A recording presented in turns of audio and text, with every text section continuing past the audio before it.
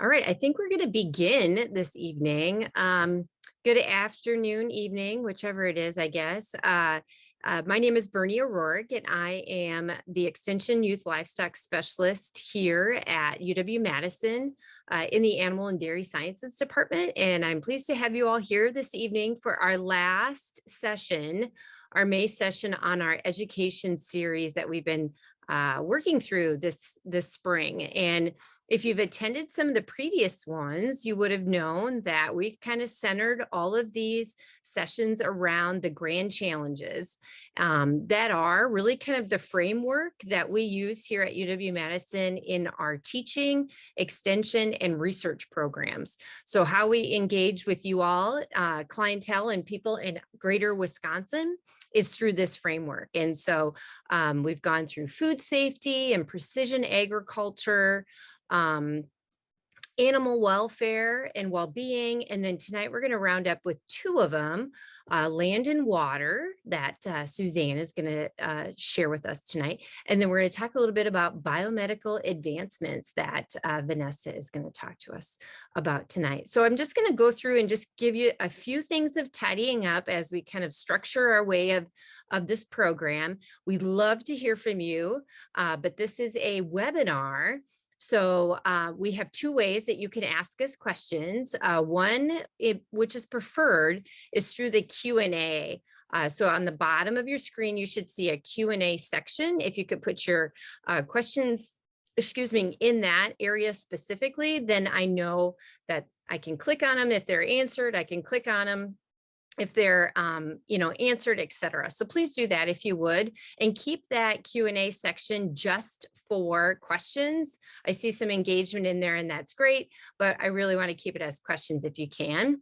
And you can do some chatting in the chat, but again, we want to kind of keep it minimized so we can engage with the teachers tonight and the people who are presenting to us. Okay. So here's the screen for that. So the Q&A is at the bottom, and then the chat is on the bottom. Again, just kind of reminding, as the picture says, we're looking forward to a great and fun evening, and that all starts with good listening and leaving the chat and the Q&A sections for questions specifically. Okay. As I mentioned, here are kind of what we've been doing all year. These grand challenges, and you've learned about what the problems might be, how we're trying to fix them or find solutions. So we have lots of ability to have animal agriculture moving forward. And then we are super grateful for a lot of the partners that have helped us with this program. And that's the Wisconsin Beef Council. They've created a lot of videos for us. Worked with our beef producers in Wisconsin and allowed us to kind of put together this program with their assistance. So if you haven't had a chance, where you registered, this GoWisk URL that you clicked on to register for the event, all of that information is there. There's videos, there's resources and other fact sheets that can help you learn more about these areas. If you want to come back to it when you have time, or maybe in the fall, when you're presenting or working towards some class projects, those resources will be there for you too. And again, we're really appreciative to the Wisconsin pork producers and the National Pork Board for helping us out too. And then one of the last few things here before we begin, I know many of you are working towards educational verification in order to show at your county fair or sell at the county fair. On that same website and in the email that you received from me for this evening, there's a link that goes directly to this education form. Go ahead, hopefully you've printed it out before the workshop. If not, go ahead and do that, or just jot down some notes from the speakers this evening that you can fill this out later. And you must share this page with them, and that will help verify your participation. I do not share any sign-up sheets or anything of the sort with county fairs. So this will be your only way in which to verify that you've attended tonight. Okay. And if you want any more information about what we do, there's a lot of social media. I know a bunch of you are all on social media, Facebook, Instagram, all those things. All of the YouTube videos will be hosted there. And then of course, there's a couple of websites that you can check out too. Okay. And this evening, when you leave, when you close out of the Zoom, it will kick you to a survey. And we would love to hear back from you as to what you learned, what you gained from this experience, what we can do better. You know, what other topics would you like to hear about? We would love to gain insight from you all, and that will help us prepare next year's education series. So I'm going to kind of close this share and pass it on to our speakers. So our speakers this evening, like I mentioned, we're going to go to Vanessa Leone. So Dr. Leone is a part of UW-Madison in the Animal and Dairy Sciences Department. She was actually, and she'll probably go through all of this with you, but she was one of our graduate students. So as a student, she came to UW-Madison, left for a little while and came back. And this is super great because she just brings a super valuable and interesting insight and impact into our department. And it's always great to stop by her office and get the friendly smile that Vanessa is so great at. So I will pass this on to her. And thanks, Vanessa, for joining and teaching us a little bit about how using animals will help our daily life and improvement of human health. So I'll pass it to you. Thanks, Vanessa.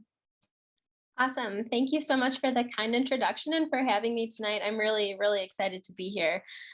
So today I'm going to tell you a little bit about one of our newer efforts here on campus, really looking at what we have coined the term of animal biologics, which we really think that animal biologics is going to help us to create sustainability and add value, as well as provide maybe some novel solutions to address some of the modern day challenges that we face in, promoting human as well as animal health, so we can live long and healthy lives.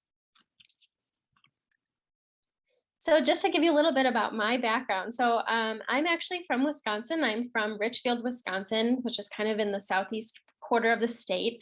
I went to Hartford Union High School. I was active in 4-H and I showed and I kept horses at home.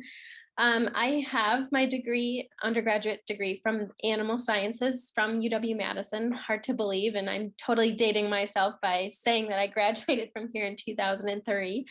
I stayed on for a PhD also in animal sciences. And then I graduated and went on to do a postdoc for additional training at the University of Chicago, so just a little bit south of here.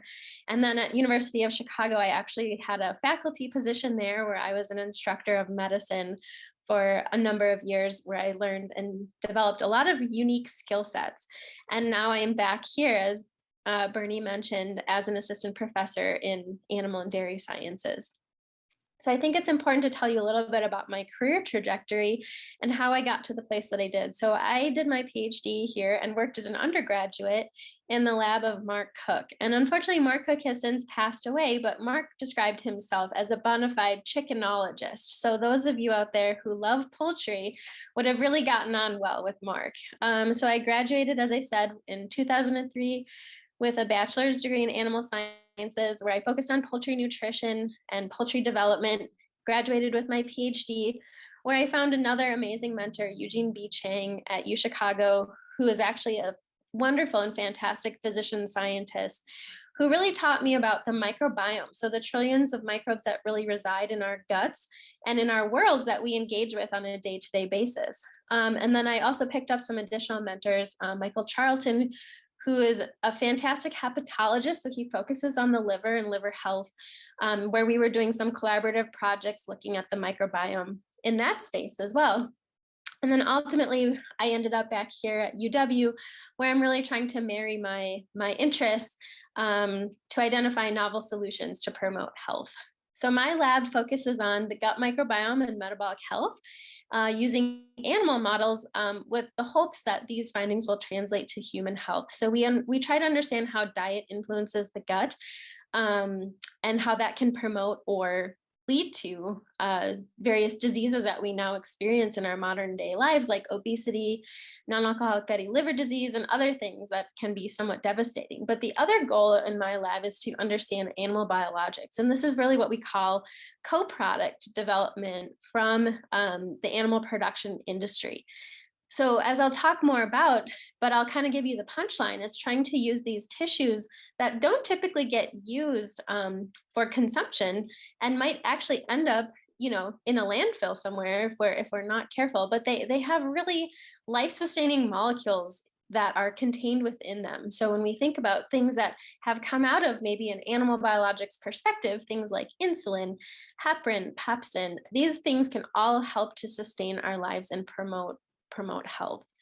So with that being said, I really wanted to kind of try to talk about what I wanted you to get out of this tonight. So I really want you to understand the what and the why of animal biologics. Why do we even care about this? And I want to give you a couple of examples of an animal biologic and its impact on health.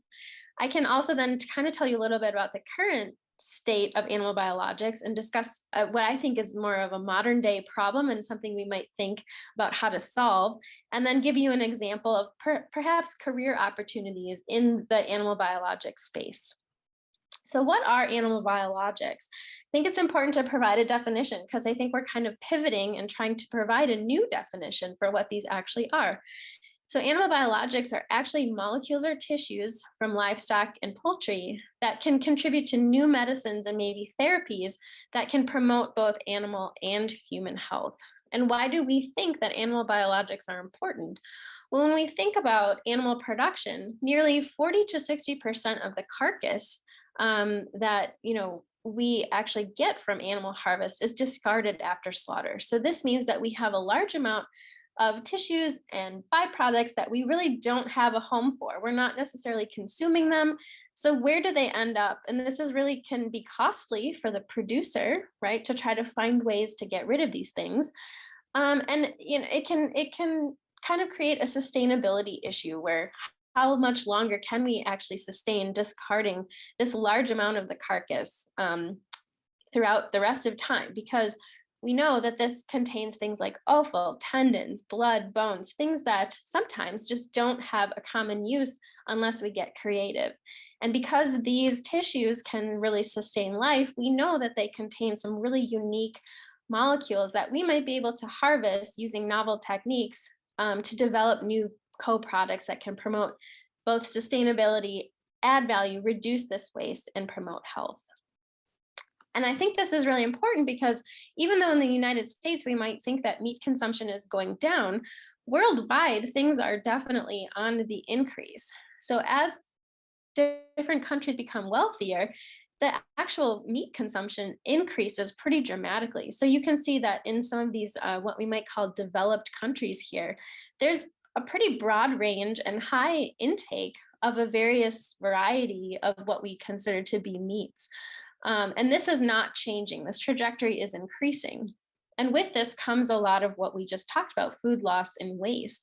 So this is food or associated inedible parts that are removed from the food supply or chain that then, this can account, this food loss and waste, for over 931 million tons of edible food, which is a really huge cost. So $940 billion per year. Now I can hardly fathom $1 million. So I can, it's really difficult to grasp that $940 billion mark. And so this food loss and waste can contribute to about 8% of even greenhouse gas emissions, which will be pertinent to the next talk that you hear. And the meat sector actually contributes to about 23% of total production. So these are just statistics and percentages for you to look at, but hopefully what you understand is that a lot of this food loss and waste can end up, being disposed or end up in a landfill without any, overall use and actually create quite a problem. So why do we care? And what is the purpose of animal biologics as a field? Well, as I mentioned, we've got this carcass that we need to kind of find novel uses for. So when we think that 40 to 50 or 40 to 60% of the carcass is discarded at slaughter, this constitutes 30% of the live weight of if you're just thinking of a hog, and 40%, 44% of the live weight of cattle. So this is a significant amount of waste. And these byproducts can constitute, 10% of the value of that cattle. So you can only imagine the amount of money that could be gleaned, for both the producer and then elicit a positive benefit for us as the consumer. So these discarded components can either be used for rendering, but then, as I mentioned, many can end up in landfills. And so there really is this opportunity to promote more sustainable practices and add value to existing animals.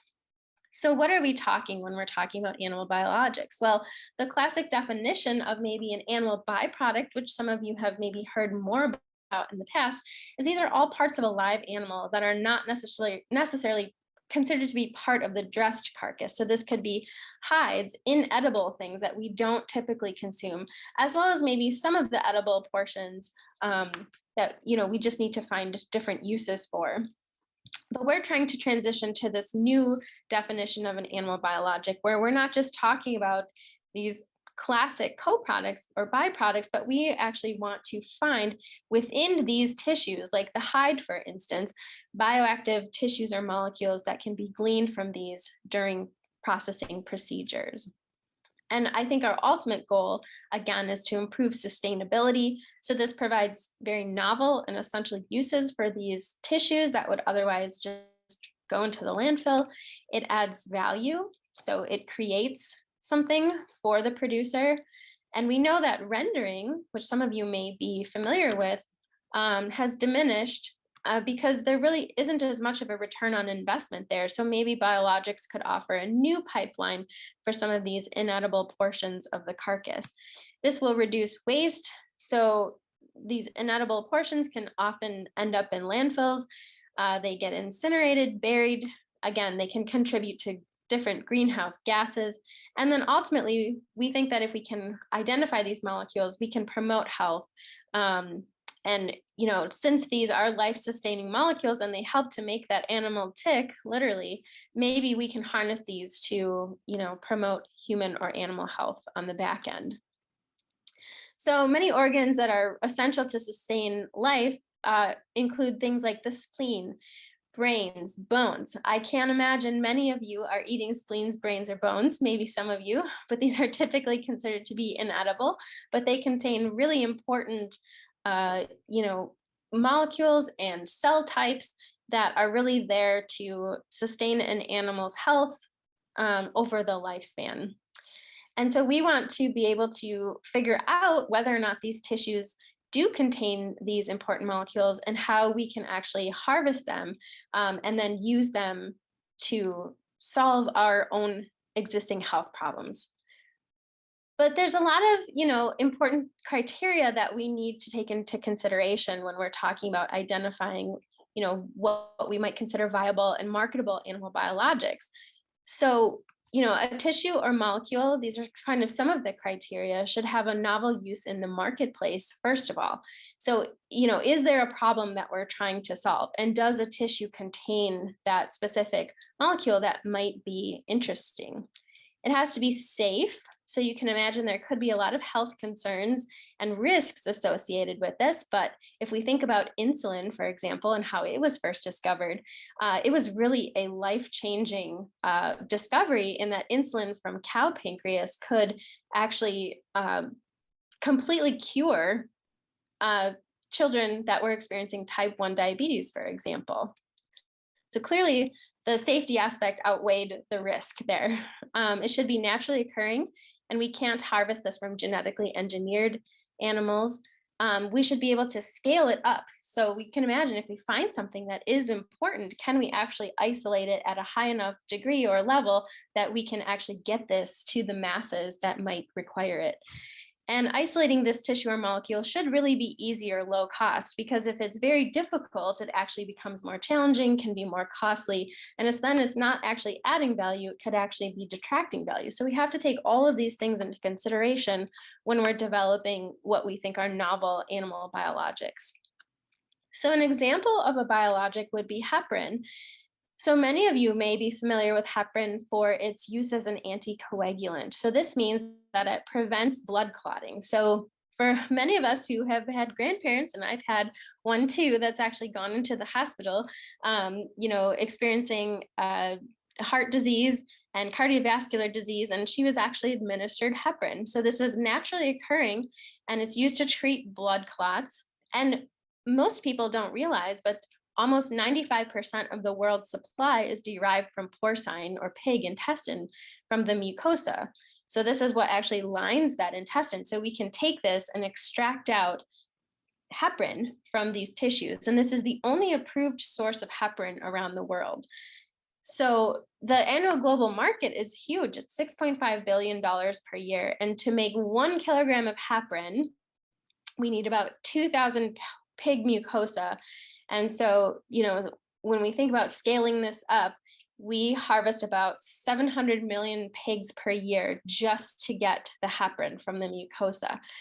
Now, that being said, the rest of that pig can be used for meat consumption and other things, but you can imagine that there's got to be a number of additional molecules that we might be able to harvest and extract, maybe separate, purify, and produce a product that can be life-sustaining and game-changing, just like heparin has been. So for me, I'm also a self-prescribed chickenologist. So I often like to think about the poultry industry and how there might be novel biologics associated with the poultry industry. And so when I think about poultry production worldwide, there's about 24 billion chickens that are consumed annually. So that's a large amount of chickens. Like I said, I can hardly imagine a million. So to scale it up to 24 billion is quite a bit. And as of 2016, 41 to 59 kilograms of chicken were consumed per year per person. So 1 kilogram is 2.2 pounds. So you take that 59 and multiply it by 2.2, and that's well over 100 pounds per year of chicken consumed per person. And this is increasing about 5% annually. But that means that this can be a major stream of waste products, and this continues to grow at an ever increasing rate. So when we think about poultry production, what is a major byproduct? Well, one, of course, is feathers. So how many tons of feathers are produced per year? 8.5 billion tons worldwide of feathers are coming off of poultry production every year. And where do most of them end up? Well, of course, there's traditional uses. So I'm sure many of you have pillows that are stuffed full of feathers. We can make diapers, insulation, paper, even feather meal that we can feed back to various animals for animal production. But that's not going to cover the whole thing. So, what else can we do with these feathers that we really have not a lot of uses for? Well, they end up in landfills, and that's a huge issue. And the feather is actually really interesting. So, in order to develop a biologic, we need to know a little bit about feathers. So what are feathers? What components do they have? And what are they made of? What are the basic aspects of feathers that we could maybe think about? Which part of this feather can we glean novel molecules from? And are they enriched in any important factors? And if they are enriched, how do we get these important components out of the feather? And we might have to get really savvy and think really carefully about how to develop new methods to actually extract and then analyze these molecules that we can get out of the feather. And I apologize, it's a little bit blurry, but one example is keratin. So many of us think about keratin as it's in our skin, but feathers can actually be taken from a processing plant. We can use a lot of bioprocessing techniques to actually break down feathers to extract various keratins that are found within the feather. And so we can actually use bacteria to do this.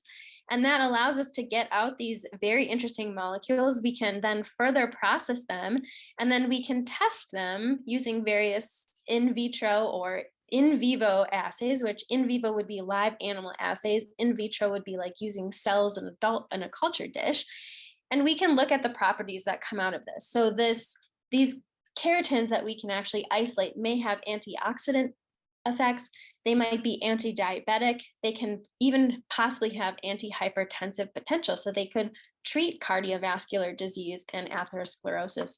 So this is why we think the feather might be a really interesting example. And so this is just kind of an overview of how we could think of feathers as being a central but important animal biologic that's coming out of the poultry industry, and how it can literally feed into other aspects and develop new and novel pipelines for developing further products that can really have value. So one thing that I would like to challenge everyone to think about, maybe as they go away from this tonight, is, could we possibly make a Band-Aid out of only poultry co-products? So, when we think about this, you think, what are you even thinking of here? Well, what makes a good Band-Aid, right? And I think, we think about it, they're flexible, they're absorbent, they're waterproof yet breathable, they have adhesive properties, right? They're self-adhesive. So could we actually combine components of the egg, for example, with feathers to assemble a Band-Aid? So you can imagine that feathers, what are they there for? They can protect that bird from getting too damp, but there is some moisture that can be soaked up by feathers. So could we use this instead of using, like a classic cotton lining for this Band-Aid? Could we replace that with feathers? And I don't know if many of you have cracked an egg, but certain portions of it are awfully sticky. So could we, for example, take that albumin that surrounds the egg and use that as an adhesive? And when you look inside that eggshell, there's this really interesting thing called a shell membrane, right? And it's kind of this sticky little thing that we don't want to get in our scrambled eggs, but does that and could that actually serve as a protectant, sort of like this outer layer of the Band-Aid? And so could we assemble an entire Band-Aid out of poultry co-products? And so that's the challenge that I think, could be kind of put out there, and you can think about whether or not that could really be done. But in order to do that, we really need this team science approach, right? So there's a space for people all over the place with special skill sets, with diverse backgrounds, and even life experiences that we can converge in order to solve these problems. And I really think that this is a true place for an experimentalist to just dive right in. So we need scientists, across the sectors of animal and dairy scientists, biochemists, physician scientists, pharmacists, agronomists. We need engineers, people who can help us develop these things, especially biomedical engineers as an example. But ultimately, we have products that we want to push to a marketplace. So it's not just having product development, but on the other side of it, we need business people, we need lawyers, so we need egg economists. Is there even a marketplace for something like a Band-Aid made out of completely poultry products? Marketing, advertising, and sales. And I think it really promotes an entrepreneurial spirit, and it really enhances problem solving and creativity, imagination, and ultimately tenacity to push these types of things forward. And that's really what we're here at the Meat Science and Animal Biologics Discovery Program, or MSABD, is to develop novel animal biologics. So there's, if you are looking for opportunities, we do have some for high schoolers as well. But there's all types of opportunities here in our new building, to work with some really world-renowned and up-and-coming leaders in the field of biologics. So this is just a list of people, including myself, which I didn't put myself on the list. I don't really know why. But we're all here, to answer questions. And this is kind of like a ground floor grassroots type of projects where you have an idea and then we think, can this be taken to marketplace and how could we do it? And it's a partnership between our industry partners, the live animals who we're using to isolate these tissues from, and ultimately a really exciting way to use our problem solving skills. And so with that, I'm willing to take any questions or think about novel biologics uses, but I'd love to kind of hear your thoughts, and hopefully that kind of introduces this topic to you and provides some food for thought.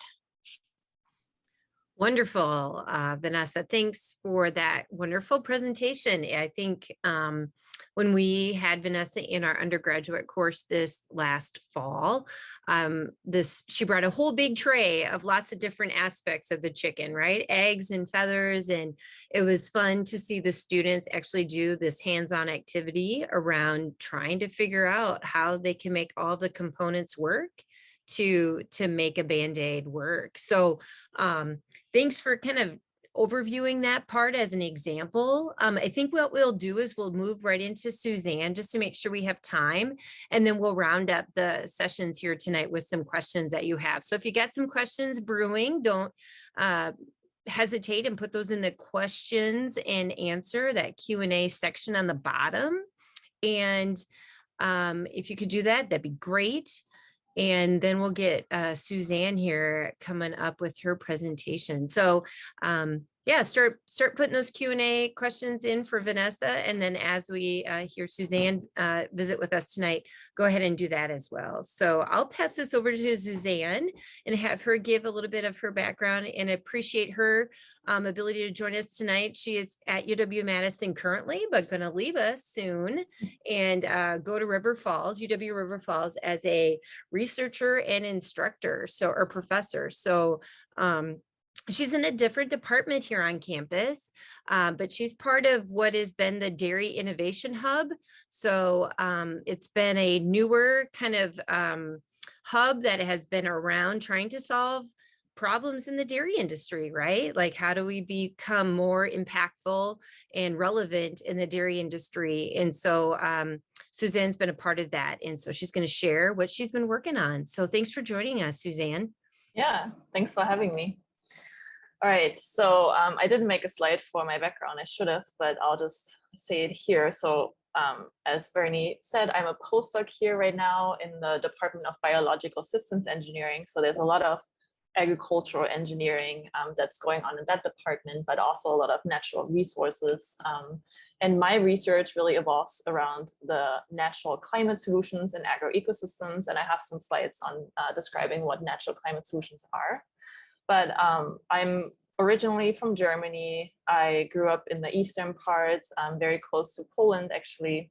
And I have a master's degree in hydrology. And after I finished that one, I actually went to Panama, the country, and did a bunch of research in different areas there. And that really kind of started the urge for me to leave Germany. And then I started as a PhD student in Alabama. And then after that, I became a postdoc here in Madison. So I'm really happy to be here. So I want to start with, this is the Keeling Curve. So the atmospheric CO2 concentrations, carbon dioxide in our atmosphere. And over the last couple of decades, we've really seen dramatic increases in atmospheric CO2 concentrations. So for reference, I was born in 1985. Atmospheric CO2 levels were at 346 parts per million. That's what ppm stands for. And now we're at about 421 parts per million. So that's really, that's about a over 20% increase in CO2. And that's important because CO2 is a greenhouse gas. And I'll explain just in a little bit what that means. But first, I want to show you where are greenhouse gases like CO2 coming from. And in this graph here, you can see that the majority really comes from transportation, electricity, industry, and then residential uses, and most of them go back to fossil fuels. So what are fossil fuels? They involve coal or oil and natural gas. And I hope, or you probably know this, but in case you don't, coal is actually, these are basically really old trees that we're digging up from the earth, whereas oil and natural gas actually come from tiny little millions of years old tiny little organisms that used to live in our oceans. So these are all organic components that include carbon. So this is really what we're pumping into the atmosphere. And in this graph here, you can see that agriculture actually accounts for about 11%. It depends on the country. In the US, it's about 11%, up to 15% of greenhouse gas emissions. And in the agricultural sector, that includes fossil fuel emissions as well, like CO2, methane from enteric fermentation. So that is, those are basically cow burps. Some people will tell you these are cow farts, but it's only 3% of the that exit the butt. And we also have a lot of emissions coming from fertilizer application from the soil. And I'm just putting these here so you can kind of remember, because in the next couple of slides, I'll be showing these formulas here. So CO2, methane, and nitrous oxide. So these are really the major ones we're concentrating on. So if these greenhouse gases actually exist naturally in our atmosphere, and they're not all bad, because they actually contribute to what's called the greenhouse effect that helps to trap energy and to keep our Earth warm, because without them, we would actually have a pretty cold Earth around 0 Fahrenheit on average. And this effect was actually first discovered by an American scientist. Her name was Eunice Newton-Foote, and she discovered it in 1856, so really long ago. And she wrote in her paper, an atmosphere of that gas, and she means CO2, would give the Earth a high temperature. And she actually had a really simple but genius experiment that she did. She filled 2 different containers with differences with CO2, one with fewer molecules of CO2 and one with more. And then she put them on her windowsill and let them just warm up through the sun. And what she discovered was really interesting, because the jar with fewer CO2 molecules was actually colder compared to the one with more CO2 molecules. And this effect was then later on described by John Tyndall, who was an Irish scientist. And he saw that it wasn't the shortwave radiation, and keep that name in mind maybe. So this is the direct radiation that's coming from the sun. It was actually the long wave radiation. So this one is the reflected radiation from land surfaces that warmed up that air in those jars. Because what happens is, if you have fewer CO2 molecules in the atmosphere in these jars, there's actually more probability of these of the long wave radiation exiting that atmosphere. Whereas if you have more CO2 molecules, there's a higher probability that it will get reflected and actually trap more heat. And the same effect is happening in our atmosphere, where we're increasing these greenhouse gases in our atmosphere. So we're trapping more heat in our atmosphere.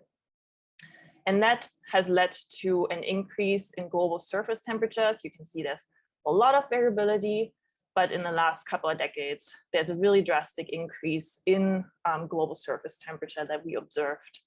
And unfortunately, they have led to an increase in extreme weather events, which includes drought.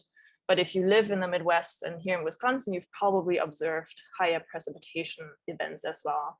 And these can be really devastating for agricultural production systems, because they can delay harvests or planting, and just destroy crops as well by flooding them. So this has led to consequences, negative consequences for the dairy industry as well. So this is a dairy cow in heat stress, and this affects their milk. This actually affects the milk composition and can reduce milk yield. It can also reduce their reproductive efficiency when they're heat stressed. These extreme weather events, which include droughts and high precipitation rainfall events, can reduce grain and forage yields. And they can also lead to more pathogens and diseases in these animals, but also in the cropping systems.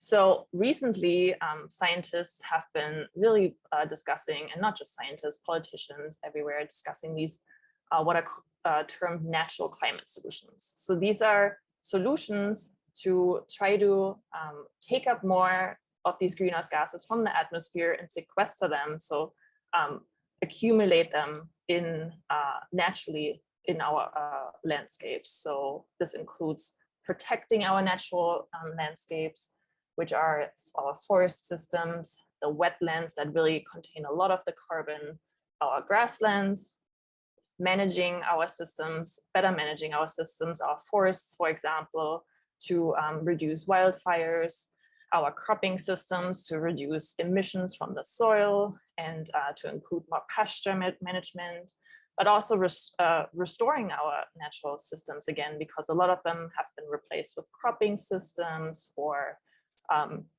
or urban areas, for example. So trying to restore forests, grasslands, and again, wetlands that really contain a lot of that carbon.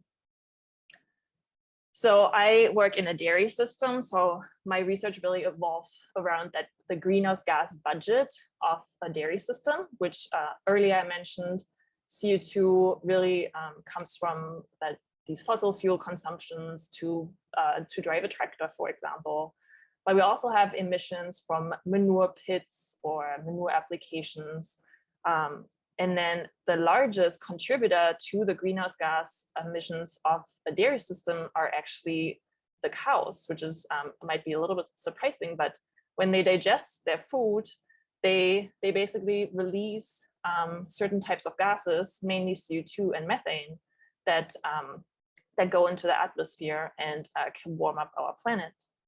And then through fertilizer application, we are also seeing greater emissions from the soil, which include especially a greenhouse gas, nitrous oxide.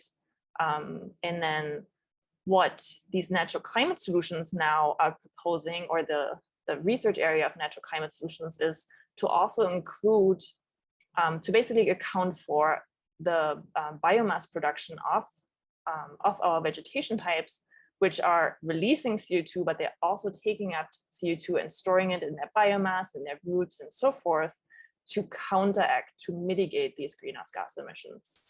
And my research is trying to determine how much area of a farm system, for example, could we put into a perennial system. So you can see these have longer root systems. So the idea is to really take up more of the atmospheric CO2 to better mitigate these emissions from a dairy system in this case. And the way we can track these exchanges of CO2 of vegetation types and the atmosphere is through Eddy Covariance. And I'll explain that in the next slide. So the Eddy Covariance method is what I mainly use for my research. So this is a tower-based system that has two very important instruments on top. One is an infrared gas analyzer, so this is this one, and that one actually measures the CO2 molecules in the air.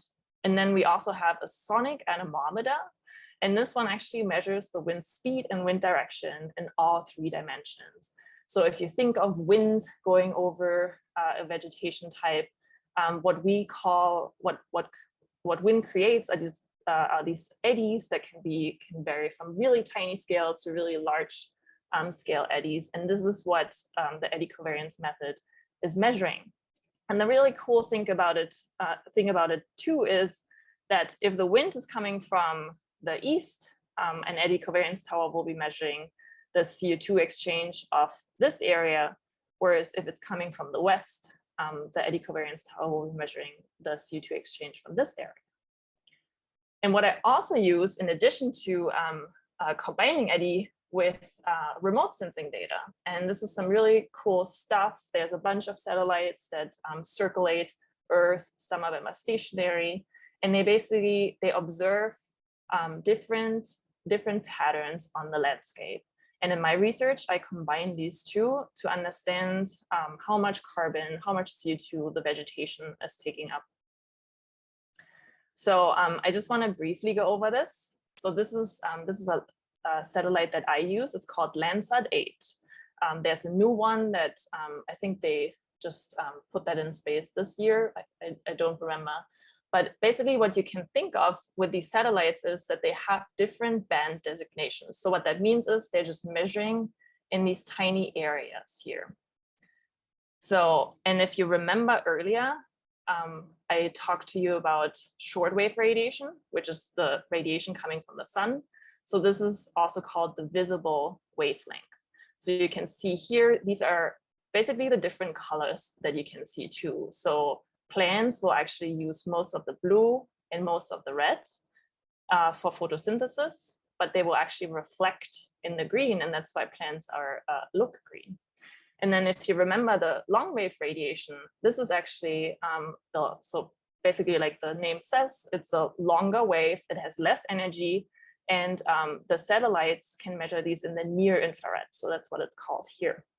And the cool thing about this is that with this, we can now determine differences in vegetation types, in vegetation health, and how much carbon, and this can be related to how much carbon they're taking up. So in this case, you have 3 different types: water, the green vegetation, and soil. And like I mentioned earlier, the shortwave radiation is what the plants will use for photosynthesis.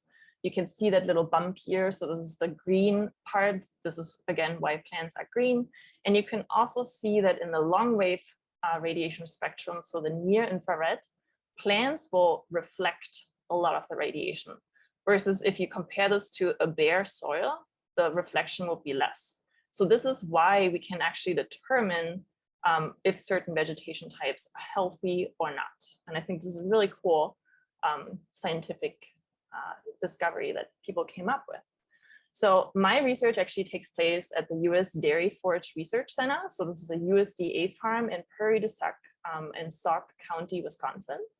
And this is a working dairy farm with 350 dairy cows and 350 heifers and dry cows. And the farm is called an integrated crop livestock system because it actually grows the majority of the feed for their cows on farm. So they grow corn, alfalfa silage, soybeans, and wheat. And then they also have a bunch of natural vegetation types. So here we have forests, we have pastures, and we have shrublands. And these actually take up a lot of the carbon. So they're very beneficial in counteracting, mitigating these greenhouse gases. And this is what I estimated using the Eddy Covariance method and satellites. And what I found by combining these were basically spatial maps of plant productivity. So this is an annual map of how much carbon these different fields were taking up.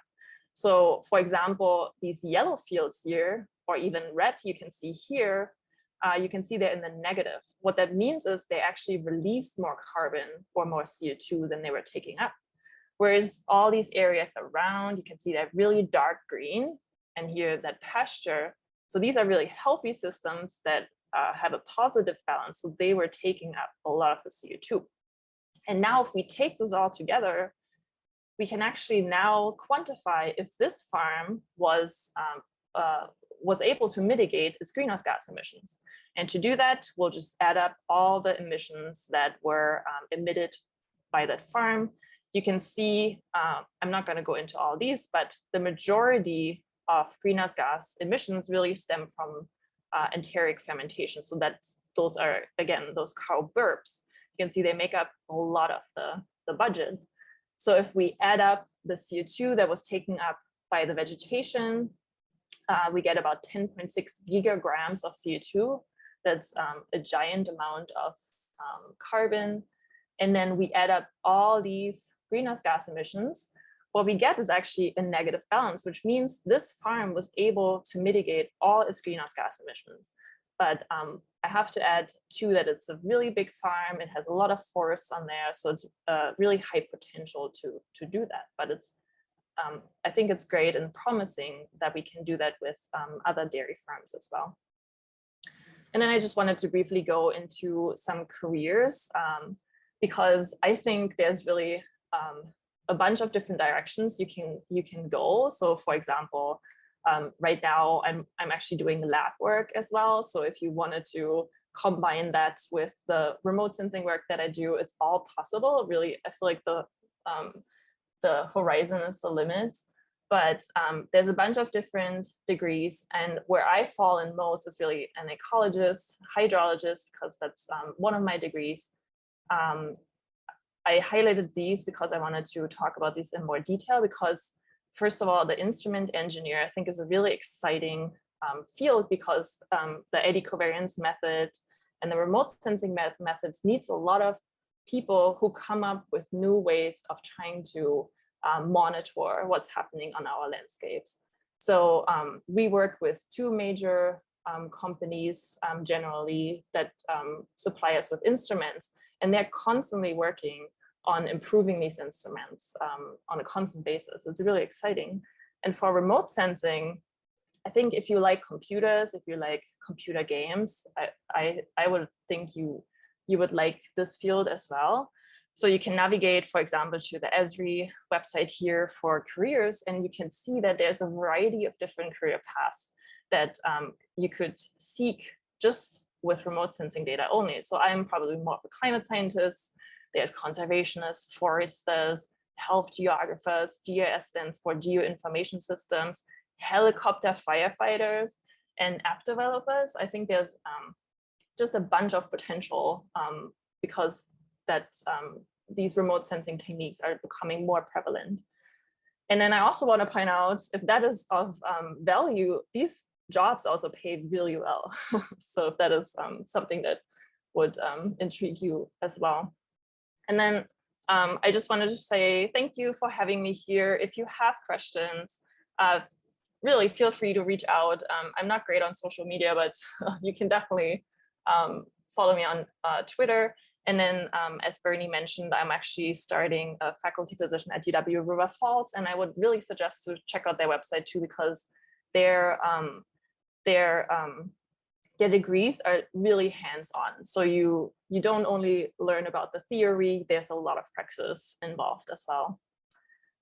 And with that, I'm happy to take any questions as well.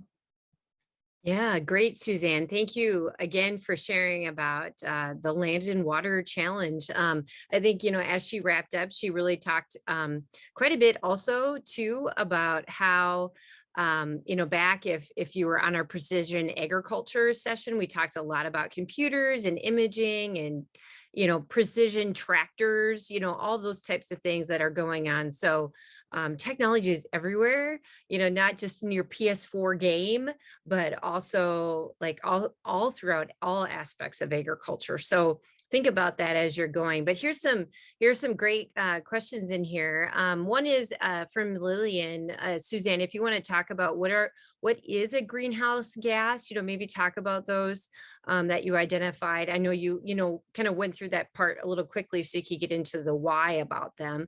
But if you want to tell a little bit more about them, that would be great.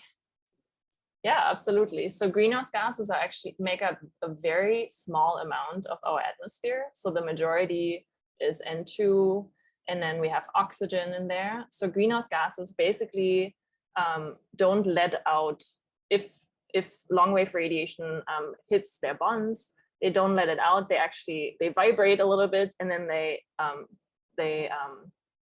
can't find a good word. They emit it again.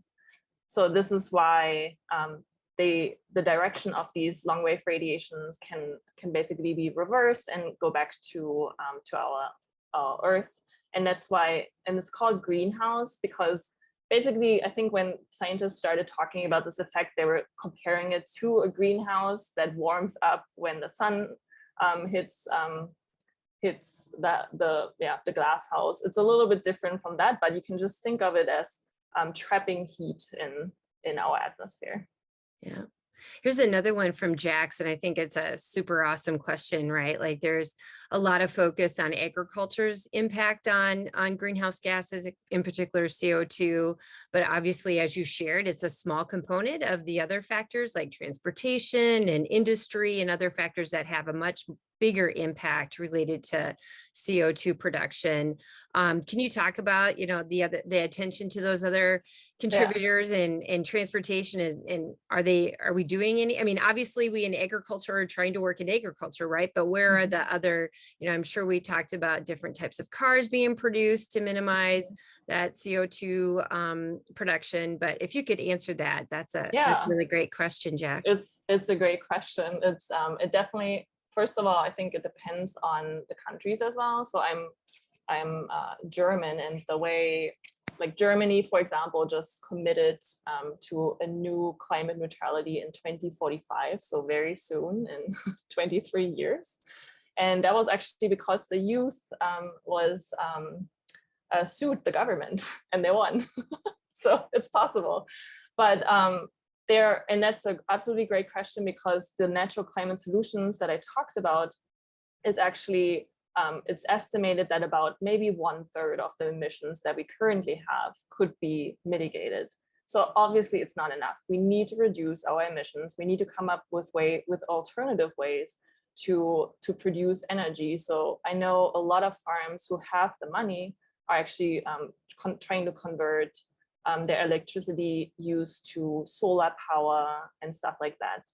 And yeah, in terms of transportation, I wish I had a better answer to that, but I try to ride my bike every time I can, even if it's super hot out. So Yeah. I think a little bit goes a long way. We all do Sure. that. Yeah. It's good exercise too. Got to be Yeah. healthy, right? Yes.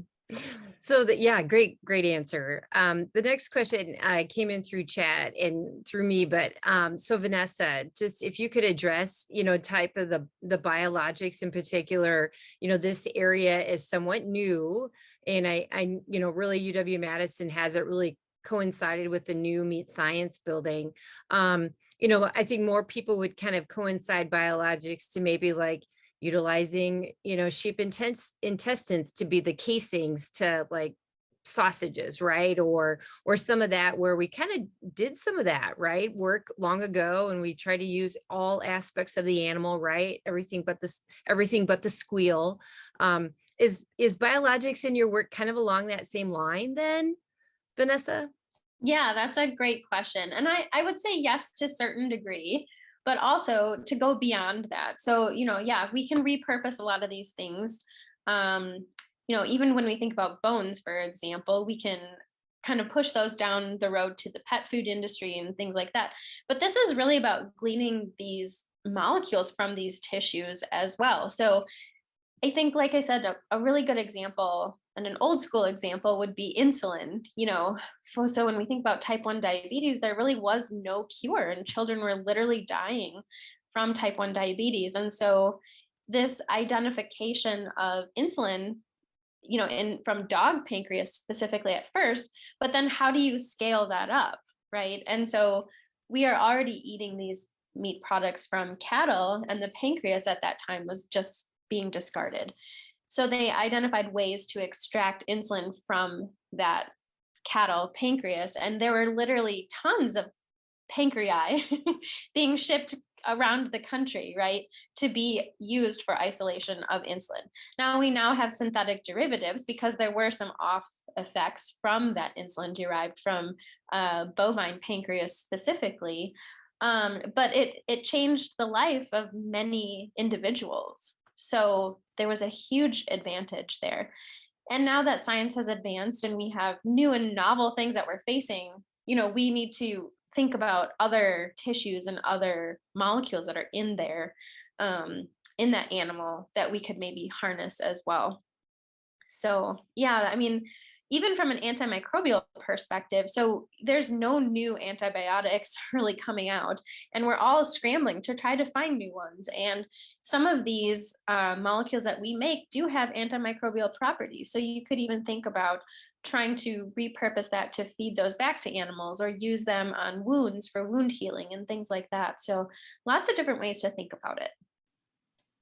Yeah, those are great answers. I just think this is an area, certainly is newly tapped in a different way, right? Utilizing technology, but certainly has been one that we have engaged in for a long time, but just really haven't maybe packaged it in a way that made us think more, microscopically, right? Or more cellular based, as compared to like just a whole organ, or right, or things that we're not eating, or in my world, right, liver got consumed in my grandma's generation, but in this generation we don't eat a lot of liver, or we ship our liver, right? Or other countries eat liver. So it's just interesting what we find as waste can be served in a different way. So yeah. I think we'll end with this question as we're embarking 8 o'clock, but Olivia has this, could this method be used on farms that do not have livestock, such as a monoculture farm, which have been known to contribute to climate change? So if you want to end with that one, Susanne. I love that question. Yeah. Because I actually talked about something like this in one of my talks recently. It's absolutely great question, especially because if you think about cows can eat grass. We can't eat grass. Do we really need to grow corn to feed cows? Maybe not. And do we have to grow it in monocultures that have been, like Olivia said, been pretty bad for the environment. And actually recently I've been thinking a lot about climate change adaptation of our cropping systems. And I really would like to dive more into really old ways of growing food. The Three Sisters, and in our native communities here in the US, we have something similar actually in the Mediterranean, in Europe. There's a milpa system in Latin America, and they all evolve around the idea of symbiosis. So several different crops that grow together, like legumes, like soybeans, for example, that can supply nitrogen to corn, and then grown with something else like sunflower or squash, for example. So these plants can help each other with nutrients, and they also can protect the soil. I think the one thing is, and this is where all you come in, we need to find ways to help farmers harvest these, because obviously if you have 3 crops, it's going to be a little bit more difficult to separate these out. And this is where the biological systems engineering department, I think, really comes in to come up with these ways. But also farmers are really genius about these things too. So yeah, farmers are, yeah, I mean, cover crops, you know, I think, yeah, we've come a long ways on cover crops and a lot of different ways that are new and exciting to, enhance the soil in more natural ways. And so, yeah, lots of cool stuff that we all are kind of working to. And that's why you all in the audience as young people are like the next generation that are going to solve, you know, or work on these issues as well. So we're so glad you all could be with us tonight. Thank you so much, Vanessa and Susanne. You guys have a great rest of your semester or time in school. You'll be out soon, probably in a month or a little less. You're probably counting down. Have a wonderful and safe summer, and we'll see you probably back in the winter, spring, kind of fall time. It depends when I get all this stuff pulled together and offer another education series. But I hope you enjoyed the Grand Challenge series. You can see what we're trying to do and solve these kinds of problems with great people like Vanessa and Susanne. So have a great evening, and thanks for being with us. When you close us out, make sure you fill out the survey. We'd love to hear what insight and thoughts you have for us. So again, have a wonderful evening and stay cool. Take care. Bye-bye. Bye.